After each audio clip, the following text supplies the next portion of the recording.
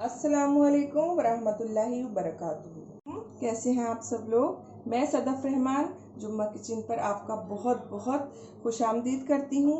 तो काफ़ी ज़्यादा लोग चाह रहे थे कि मैं एक अपना डेली रूटीन का व्लॉग शेयर करूँ, तो सोचा मौका भी है और रमज़ान मुबारक का महीना भी चल रहा है, तो आज मैं थोड़ी सी आपके साथ अपनी रूटीन शेयर करने की कोशिश कर रही हूँ। बहुत ज़्यादा नहीं कर सकती, बहुत बिजी दिन चल रहे हैं। जैसे कि आप सभी को मालूम है, रात में देर से सोना होता है, सुबह देर में उठना होता है।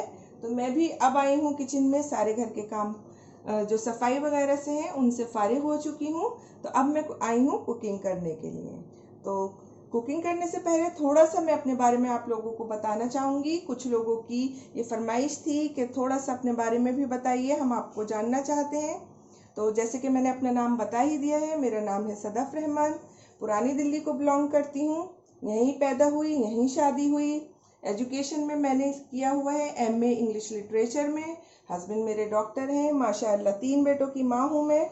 और बड़े बेटे के साथ ही उसी की थोड़ी सी हेल्प से मैं ये बनाती हूँ, अपना जितनी भी रेसिपीज़ आपके साथ शेयर करती हूँ उसी की हेल्प से करती हूँ।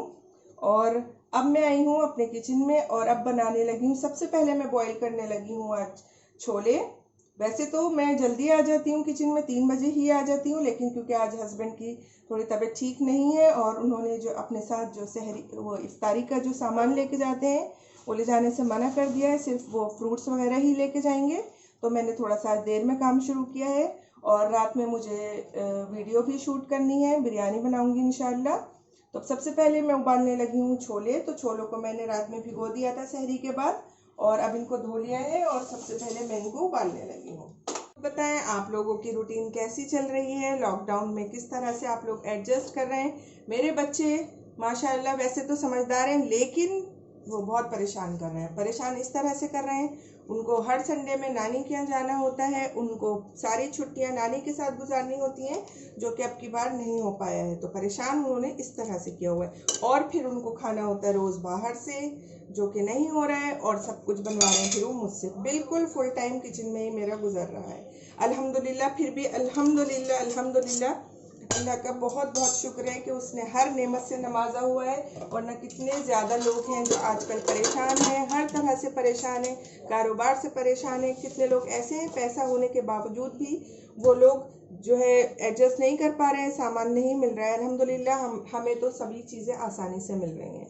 तो सबसे पहले अब छोले बॉईल करने रख दिए हैं। प्रेशर कुकर मेरा अल्हम्दुलिल्लाह बहुत अच्छा है, इसमें 3 से 4 मिनट में ही छोले बहुत अच्छे से बॉईल हो जाते हैं। तरफ मैंने चिकन को भी पानी में भिगो दिया है फ्रिज में से निकाल के। रात को मैं इंशाल्लाह चिकन की बिरयानी बनाऊंगी, यखनी पुलाव वाली। तो साथ ही में इसका भी थोड़ा सा मैं काम करके रख लूँगी। हो गए हैं और ये हो गए हैं ज़्यादा। हस्बैंड की आज इफ्तारी नहीं लेके जा रहे हैं और सिर्फ बड़ा बेटा और मैं ही ये छोले खाते हैं। तो थोड़ी सी बनाऊंगी मैं इसकी चाट, बाकी की मैं फ्रिज में रख दूंगी, कल यूज में आ जाएंगे। छोटा बेटा भी नहीं रखता है रोज़े, वो छोटा है, बड़ा बेटा और बीच वाला रखता है। बस मेरे ख्याल में हम दोनों के लिए बहुत है। बहुत सिंपल चाट बनाती हूँ मैं छोलों की। बच्चे मेरे बिल्कुल मिर्च नहीं खाते हैं।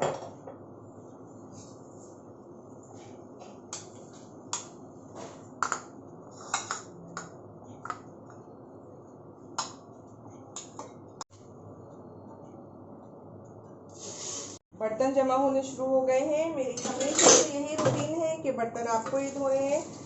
एक बर्तन भी जमा हो तो फौरन ही धो लीजिए, वरना उनका ढेर लग जाता है। बर्तन तो मुझे ही धोने हैं, घर में हमारे कोई और नहीं है काम करने वाला, इसलिए। अब मैं बनाने लगी हूँ रूह अफ़ज़ा का शरबत। बहुत सिंपल सा रूह अफ़ज़ा बनाऊंगी। ठंडा पानी ले लिया है, थोड़ा सा काला नमक, बस 1/4 टीस्पून, चीनी अपनी पसंद के हिसाब से,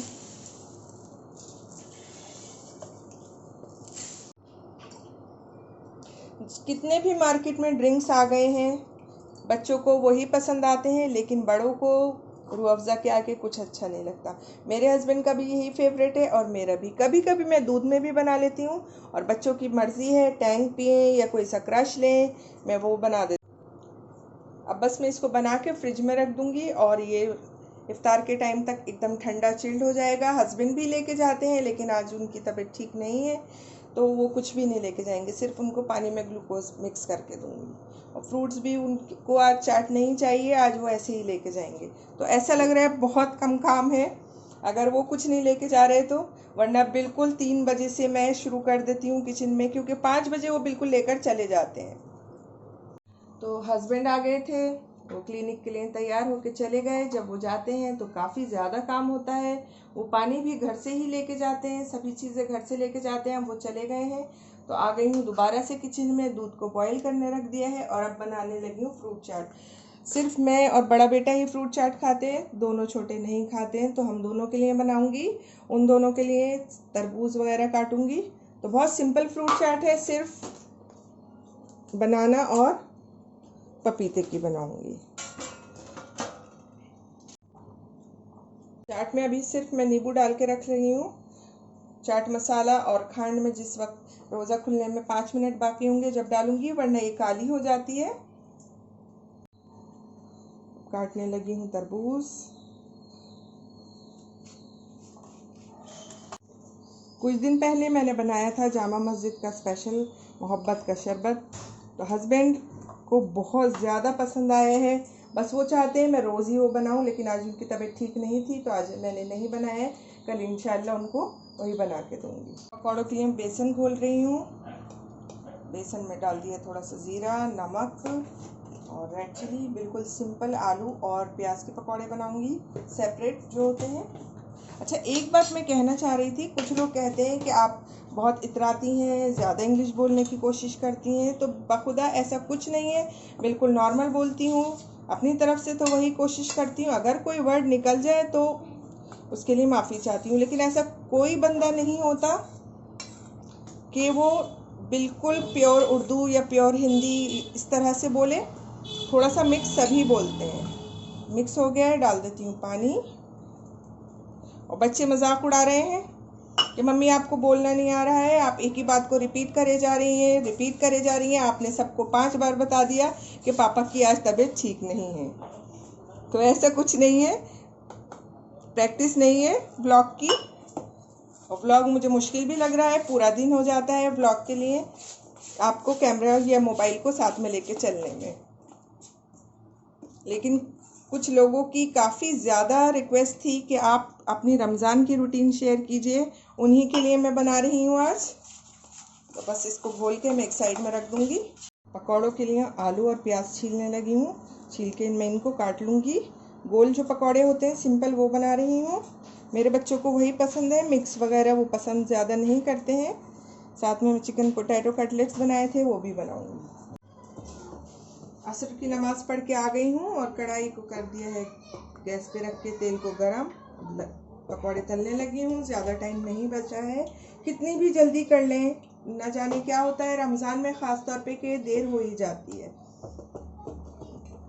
और झटपट नहीं बोलूँगी, पिछले ब्लॉग में मैंने काफ़ी बार झटपट बोला था, तो काफ़ी लोगों ने इस बात को कहा था कि कितना झटपट बोलती हैं। तो आज मैं बिल्कुल एक बार भी मैंने झटपट नहीं बोला है। तो बना रही हूँ पकौड़े, पहले आलू के बनाऊंगी फिर प्याज के।